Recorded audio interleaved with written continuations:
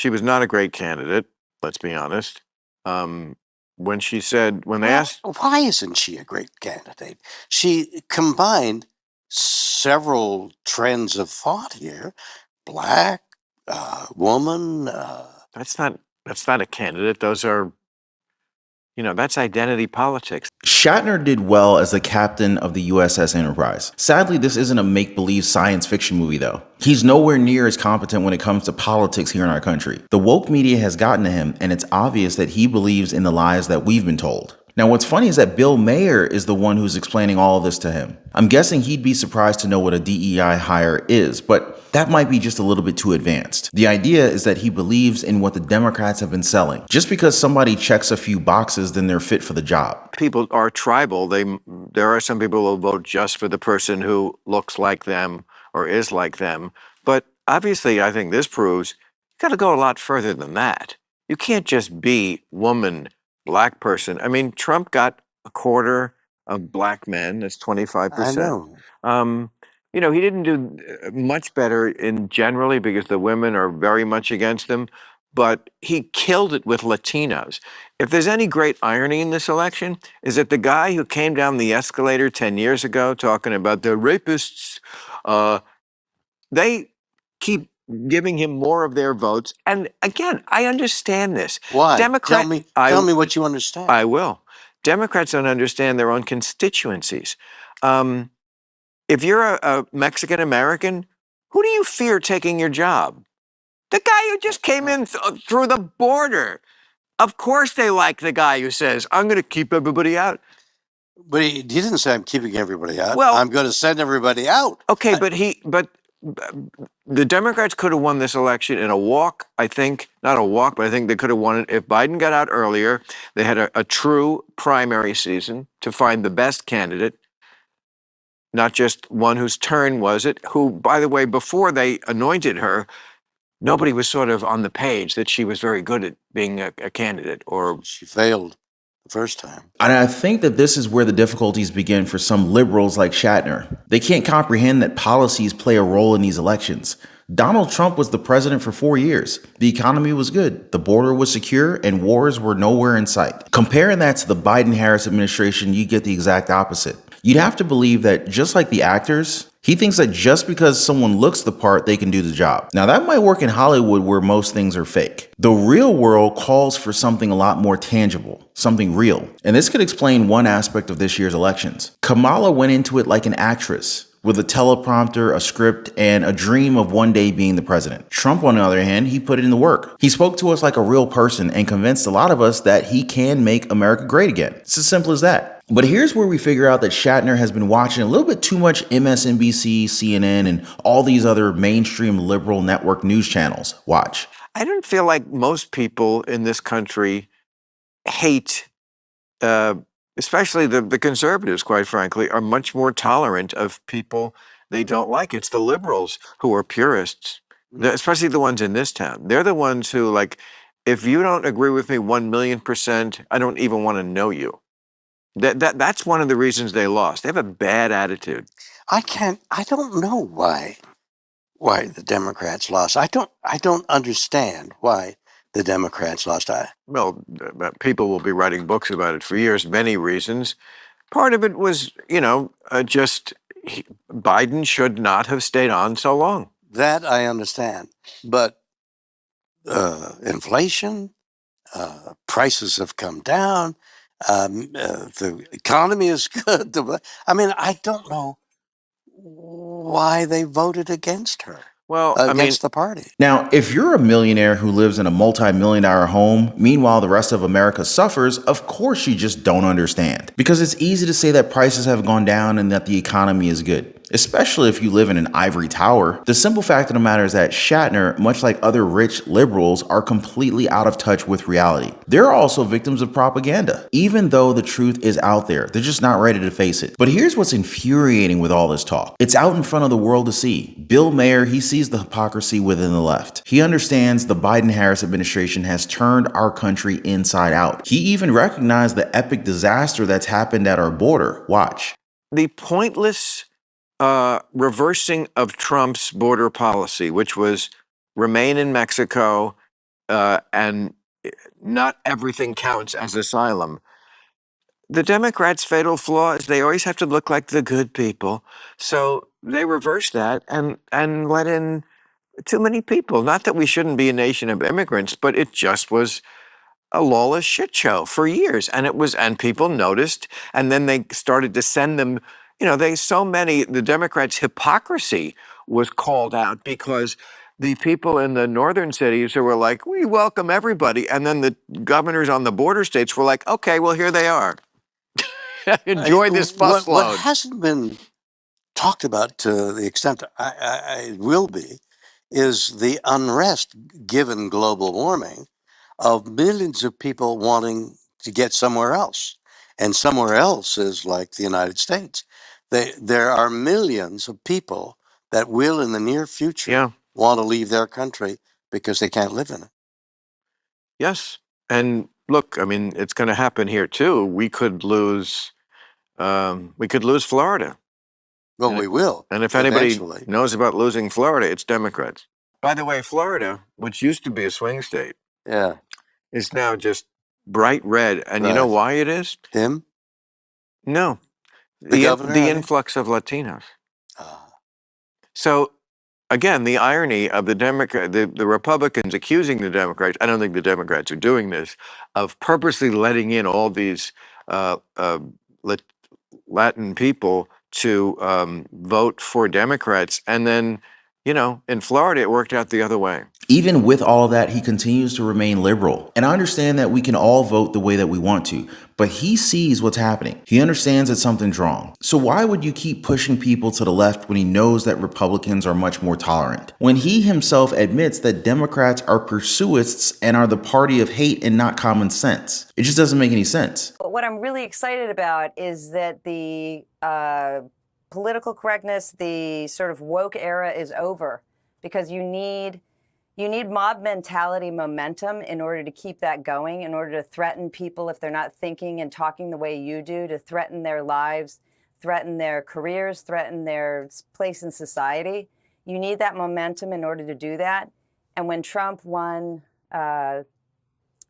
presidency again, that cut that momentum off. So this whole woke era is over. While Hollywood is hiding from Kamala Harris's shame, pro-Trump supporters have just been flooding social media. Actress Roseanne Barr is a longtime and well-known supporter of Trump, and she's been active in Twitter conversations about the landslide win for the Republican nominee. Just recently, Roseanne Barr, she even responded to one post suggesting that she be the next U.S. press secretary. She said she will do it and tagged Trump's account at Real Donald Trump. Rob Snyder posted a video of himself on Instagram singing Michael Jackson's Smile during a recent stand-up appearance and dedicated it to the Democratic Party. Oh, and Zachary Levi too. He responded to a fan's tweet about feeling vindicated after the election results. It was some beautiful words from the Shazam actor, so let me go ahead and share it with you guys. He said, honestly, I don't really feel vindication because I didn't need to win to know that I was fighting for what was right. Win or lose, I was going to follow the conviction and calling that God put in on me from the time that I was born. That said, I'm so incredibly grateful to and proud of every one of you who saw through all the noise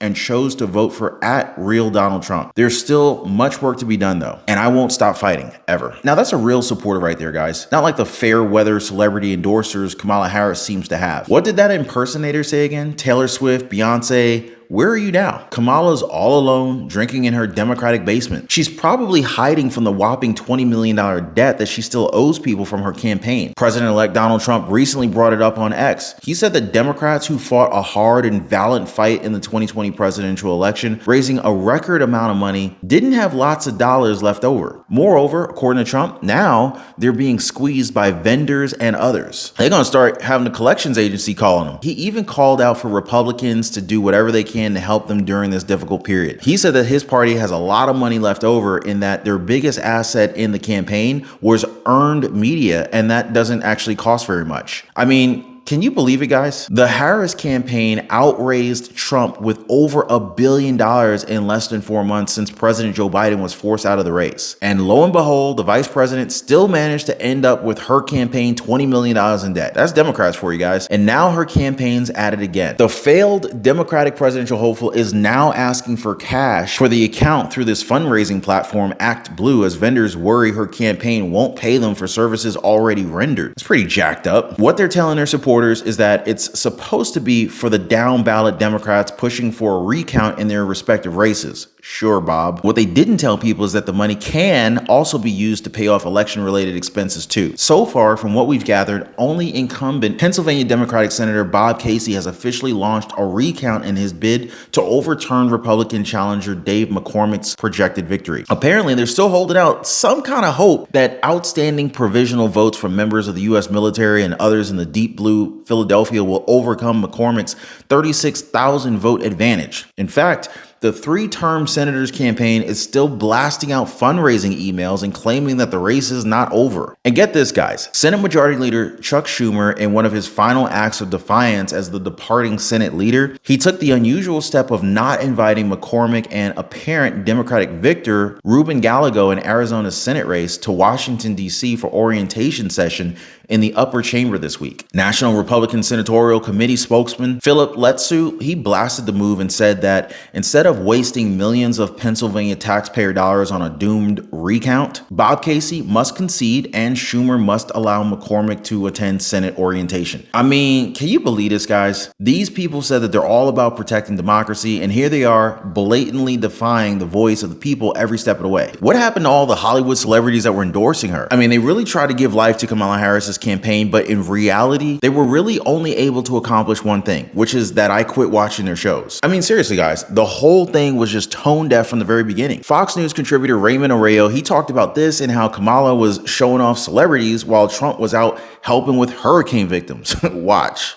All right, Raymond, Trump is visiting hurricane victims, connecting with the common man, but what's Kamala's camp doing? Well, remember many months ago, Laura, I told you that I thought this was going to be a pain election. How much pain are the voters willing to endure? With that in mind, Kamala Harris is closing this campaign not with solutions, but with stars. Lizzo hit Detroit for her, and I mean, she hit it. This is how a bad saves democracy. You couldn't even spell democracy. Ha! You know, they say if Kamala wins, then the whole country will be like Detroit. Like Detroit. Nothing says, I'm coming to help you, America, like Lizzo promising that every town will be Detroit if Kamala's elected. The tone deafness, Laura, continued all through the weekend. Stevie Wonder serenaded Kamala, Usher campaigned in Atlanta, and Cher tried to turn back time to the Biden era from her house. I've followed Kamala Harris since she was my U.S. Senator. She fought for me then, and she is fighting for all of us now. That's why I'm proudly voting for Kamala Harris and Tim Walz. Happy birthday to you. Happy birthday to you. I love you more, but I love Kamala Harris even more. I think Elon Musk said it best when he said that he thought it was rich that J-Lo was going to warn us about voting for Trump, but did she warn anybody about Diddy? So this is probably why nobody's even going to listen to her. And the question is, where are all of these celebrities now? Even Democratic Representative Greg Landsman from Ohio, he admitted that the whole thing was out of touch. Watch. The celebrity endorsement part is hilarious because it is true. Like, no one cares what some of these... We like their movies, we like their music, who they're voting for, not so important. Do the celebrity endorsements make Democrats seem out of touch? Yeah, I suspect if you're hanging out with, these celebrities, it's not the life I'm living. So yeah, sure, that feels different. Well, the American people made it very clear. Hollywood, you're fired.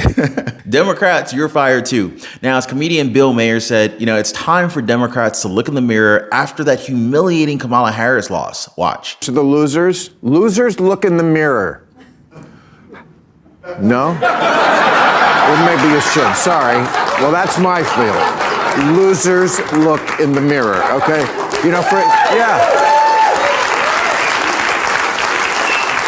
I mean, For months, Democrats have been saying, how is this even close? And they're right, it wasn't.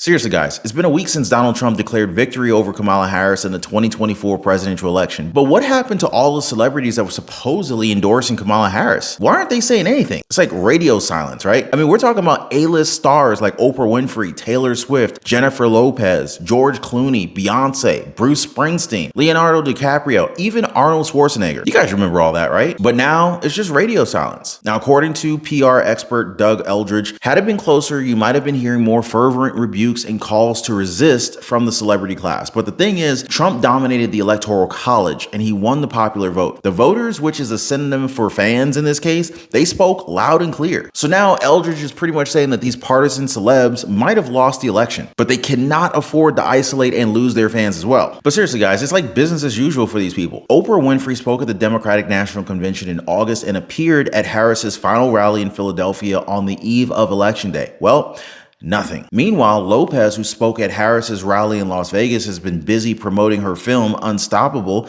and Taylor Swift, who publicly endorsed Kamala Harris in September, she was recently seen at her boyfriend Travis Kelce's NFL game. And nope, neither one of them have even publicly commented on the results. George Clooney said in a CNN interview that what President Biden did, withdrawing from the race, showed what true leadership is, and that they're all so excited to do whatever they can to support Vice President Harris in her historic quest. But nope, the Academy Award winner actor, he just, he's yet to share his thoughts on Trump's win. And remember Beyonce, guys? Everybody was expecting her to perform at a Harris rally in Houston on October 25th. Yay, free Beyonce concert, right? Better than Coachella. But again, nope, she said that she was not there as a celebrity and not there as a politician. She said that she was there as a mother. Well, too bad people weren't there to see Beyonce as a mother. You know what I mean, guys? She said no limitations for her daughters, but now she has yet to publicly comment post-election. Then, of course, there's Bruce Springsteen, the boss as he likes to call himself. Yeah, he admitted that his opinion is no more or less important than those of any of his fellow citizens. But then he goes out and says that he's supporting Kamala Harris for president and Tim Walz for vice president, and he's also added that he's opposing Donald Trump and J.D. Vance. Same with Arnold Schwarzenegger, former Republican governor of California. He said that he wanted to tune out, but he can't. Well, people wish that he would, because according to him, he will always be an American before I am a Republican. He then declared that he was voting for Kamala Harris and Tim Walz. Well, I'm glad California got rid of Arnold Schwarzenegger. Well, 70 million Americans made it pretty clear. They're Americans first before listening to people like the Terminator. And guess what, guys? Arnold has since posted on Instagram, but yeah, you've guessed it, he has yet to comment on election results. Now, something else that doesn't make sense is the idea that some Democrats have at the moment. Some of them are now actually calling for a recount of the ballots. It's weird that they're in favor of recounts now that they've lost. Now, I covered this in a previous video, guys, that you definitely want to check out after this one, but as always, appreciate you guys for keeping yourselves informed here. Thank you for hitting the like button and subscribing. See you guys next time.